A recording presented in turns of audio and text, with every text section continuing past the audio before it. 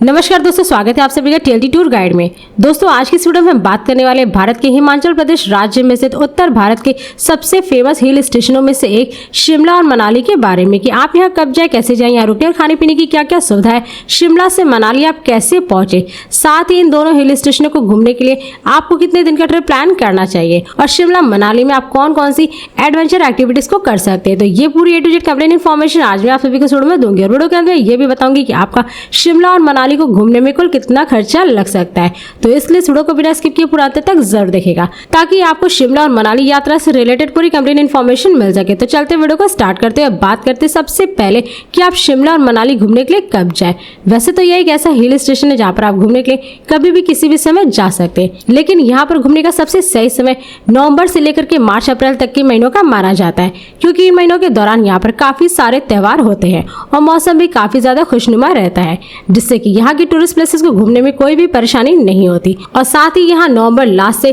फरवरी last तक snowfall भी देखने को मिलता है, जिससे कि आप यहाँ इन महीनों के दौरान स्नोफॉल से जुड़ी काफी सारी एक्टिविटीज भी कर सकते हैं और इसी का मजा लेने के लिए पर्यटक यहाँ पर काफी ज्यादा संख्या में पहुंचते हैं। मगर ये आपके ऊपर डिपेंड करता है कि आप शिमला और मनाली किस सीजन में घूमना पसंद करते हैं। दोस्तों अब बात करें कि आप सबसे पहले शिमला कैसे पहुंचे। वैसे तो शिमला एक ऐसा हिल स्टेशन है जहां पर आप by train, by plane, by bus और अपने निजी वाहन द्वारा काफी आसानी से पहुंच सकते हैं। दोस्तों यदि आप शिमला बाय ट्रेन जा रहे हैं तो यहाँ का निकटतम रेलवे स्टेशन खुद शिमला रेलवे स्टेशन है, लेकिन यहाँ पर केवल और केवल टॉय ट्रेन ही आती है जो कि कालका से चलती है। इसलिए आपको अपने नजदीकी शहरों के रेलवे स्टेशन से ट्रेन पकड़ करके पहुंचना है चंडीगढ़ जंक्शन, जो कि शिमला का एक प्रमुख रेलवे स्टेशन है और इस जंक्शन से शिमला की दूरी लगभग 107 किलोमीटर है, जबकि कालका रेलवे स्टेशन की दूरी लगभग 22 किलोमीटर है, जिसे आप बाई बस या फिर शेयरिंग टैक्सी के थ्रू पूरा कर सकते हैं। दोस्तों यदि आप चंडीगढ़ जंक्शन के बाहर से शिमला हिल्स के लिए बस लेते तो इसका चार्ज लगभग 200 से 250 रुपए पर पर्सन होता है और शेयरिंग टैक्सी का चार्ज लगभग 500 से 600 रुपए तक लगता है।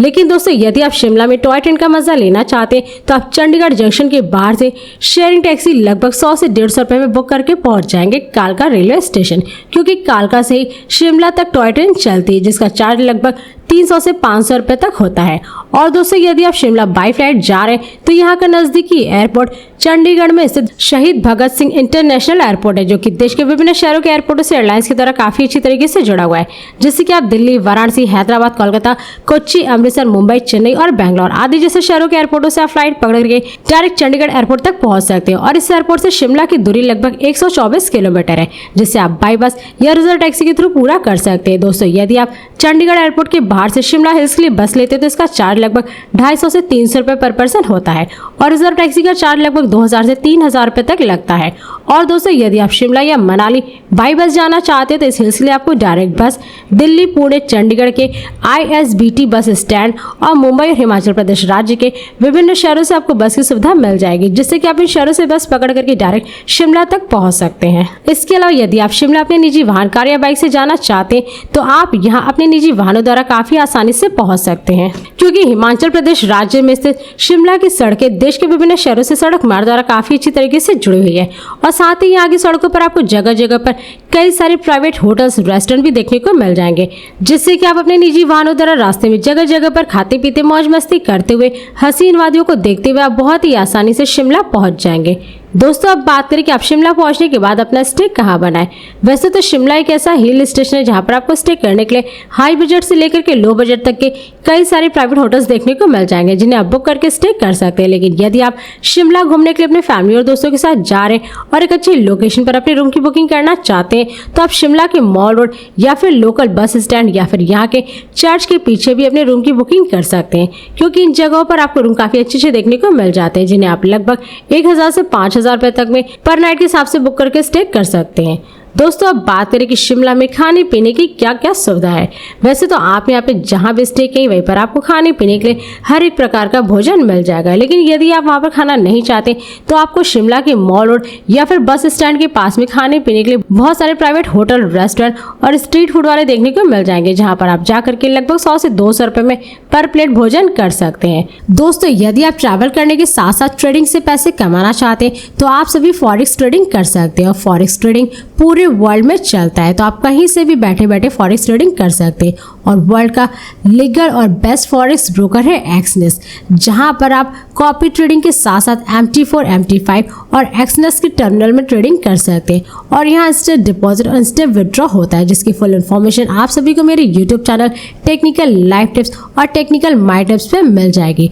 जिसका लिंक आप सभी को मेरे वीडियो के डिस्क्रिप्शन में कमेंट बॉक्स में मिल जाएगा। तो लिंक पे क्लिक करके आप यहाँ पर अपने अकाउंट को क्रिएट कर सकते हैं, या फिर आप चाहे तो स्क्रीन पर आप सभी को QR कोड भी दिखाई दे रहा होगा, इसे स्कैन करके भी आप अपना ट्रेडिंग करना स्टार्ट कर सकते हैं। दोस्तों अब बात करें कि आप शिमला में कहाँ घूमे। वैसे तो आप यहाँ पर सबसे पहले जाखू हिल्स को घूम सकते हैं। लगभग 8000 फीट की ऊंची जाखू हिल्स शिमला का एक फेमस पर्यटक आकर्षण है, जो कि प्रकृति प्रेमियों के साथ तीर्थ यात्रियों का भी लोकप्रिय स्थान है। और इस पहाड़ी पर स्थित एक प्राचीन मंदिर है, जो कि हनुमान जी को समर्पित है। जाखू मंदिर के नाम से ये जाना जाता है। और इतनी ऊंचाई पर स्थित होने के कारण इस मंदिर के दर्शन आप पैदल न चल करके रोपवे से भी कर सकते हैं, जिसका चार्ज आने जाने का लगभग 500 रुपए पर पर्सन होता है। और इसके साथ ही आप यहाँ और भी ऐसे कई सारे प्लेसेस है जहाँ पर आप सभी घूम सकते हैं, जैसे शिमला का मॉल रोड, क्राइस्ट चर्च, लक्कड़ बाजार, कालीबाड़ी मंदिर, दर्ज स्टेट म्यूजियम और तारा देवी मंदिर आदि जैसे शिमला के फेमस टूरिस्ट प्लेसेस है जहाँ पर आप सभी जा सकते हैं। तो दोस्तों इन सभी प्लेसेस को घूमने के बाद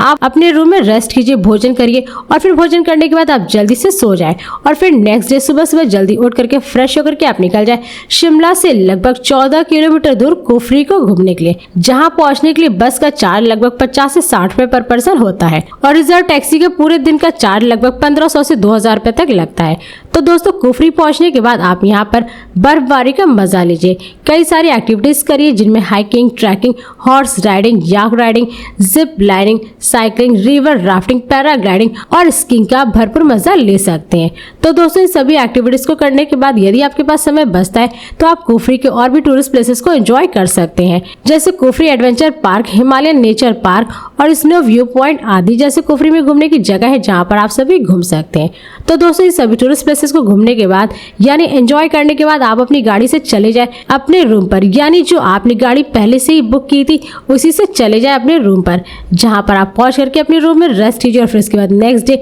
यानी कि अगली सुबह जल्दी उठ करके होटल से चेकआउट करके निकल जाए शिमला के बस स्टैंड से बस पकड़ करके मनाली, जिसकी दूरी शिमला से लगभग 234 किलोमीटर है, जिसे आपको बस से पूरा करने में लगभग 500 से 600 रुपए पर पर्सन का चार्ज देना होता है। और वही अगर आप इस दूरी को तय करने के लिए रिजर्व गाड़ी बुक करते तो इसका चार्ज लगभग 3500 से 4000 रुपए तक होता है। तो दोस्तों इस प्रकार आप मनाली पहुंच जाएंगे और वहां पहुंच करके आप मनाली के टैक्सी स्टैंड या फिर मॉल रोड पर अपने रूम की बुकिंग कर सकते हैं। और इन जगहों पर आपको रूम लगभग 1000 से 3000 रुपए तक में पर नाइट के हिसाब से काफी अच्छे रूम मिल जाएंगे। तो दोस्तों आपको शिमला से मनाली पहुंचते पहुंचते शाम हो जाती है, तो आप अपने रूम में सामान रख के रेस्ट कीजिए और उसके बाद यहाँ के मॉल रोड पर 1-2 घंटे घूमिए, स्ट्रीट फूड का आनंद लीजिए और फिर नाइट में आप अपने रूम पर चले जाए सोने के लिए। और फिर नेक्स्ट डे आप सुबह सुबह फ्रेश होकर के निकल जाए मनाली के और भी टूरिस्ट प्लेसेस को घूमने के लिए, जिनमें आप सभी जा सकते हैं हिडिंबा देवी मंदिर, क्लब हाउस, वशिष्ठ मंदिर, Jogini waterfall, Manali wild life sanctuary, old Manali और दुगरी वन विहार आदि जैसे मनाली की टूरिस्ट प्लेसेस है जहाँ पर आप सभी जा सकते हैं। तो दोस्तों सभी टूरिस्ट प्लेसेस को घूमने के बाद आप चले जाए अपने रूम पर रेस्ट करने के लिए, यानी कि नेक्स्ट डे सुबह जल्दी उठ करके फ्रेश होकर के आप निकल जाए मनाली से लगभग 11 किलोमीटर दूर गाड़ी बुक करके सोलांग वैली, जहाँ पर पहुंचने के लिए बस का चार्ज लगभग 30 से 40 रुपए होता है और रिजर्व टैक्सी का चार्ज लगभग 2000 रुपए तक होता है, क्योंकि ये टैक्सी वाला आपको सोलांग वैली के लगभग सभी टूरिस्ट प्लेसेस को घुमा करके मनाली तक वापस छोड़ देगा। तो दोस्तों सोलांग वैली पहुंचने के बाद आप यहाँ पे पैराशूटिंग, घुड़सवारी, paragliding, mini open skiing, zorbing और जीपों की सवारी का भरपूर आनंद आप ले सकते हैं। और इन सभी एक्टिविटीज का आनंद लेने के बाद आप चाहे तो सोलांग वैली के और भी टूरिस्ट प्लेसेस को घूम सकते हैं, जैसे सिसु वाटरफॉल, हमता पास, रोहतांग लॉ, हनुमान टिब्बा और अटल टनल आदि जैसे टूरिस्ट प्लेसेस है जहाँ पर आप सभी जा सकते हैं। और दोस्तों यदि आप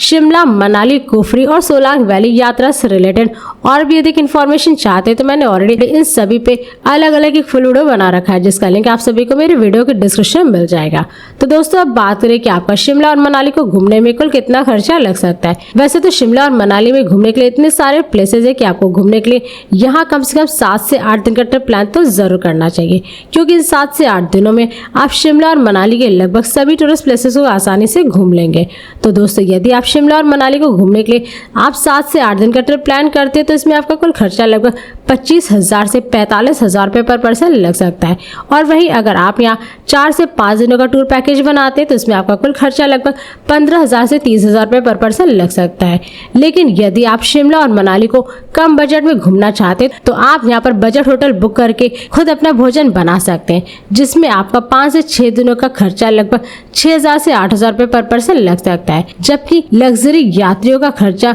20 से 30,000 रुपये पर पर्सन लग सकता है। मगर ये सारे खर्चे आपके ऊपर डिपेंड करते हैं, क्योंकि शिमला और मनाली को घूमने के लिए आप किस राज्य और शहर से जा रहे हैं, यहाँ पर आप कहाँ घूमेंगे, क्या क्या खरीदेंगे, और शिमला और मनाली को घूमने के लिए आप कितने दिन का ट्रिप प्लान करते हैं, और यहाँ पर आप कौन कौन सी एक्टिविटीज करते हैं, किस प्रकार के रूम की बुकिंग करते हैं, तो ये सारे खर्चे आपके ऊपर ही डिपेंड करते हैं। तो दोस्तों इस वीडियो को यहीं पर समाप्त करते हैं, और यदि ये वीडियो आप सभी को पसंद आए तो इस वीडियो को लाइक करें और चैनल को सब्सक्राइब जरूर करें। इसके साथ ही बेल आइकन जरूर दबाएं ताकि ऐसे मेरी नई वीडियोस आपके पास सबसे पहले पहुंचे। तो फिर मिलते हैं नेक्स्ट वीडियो में। धन्यवाद।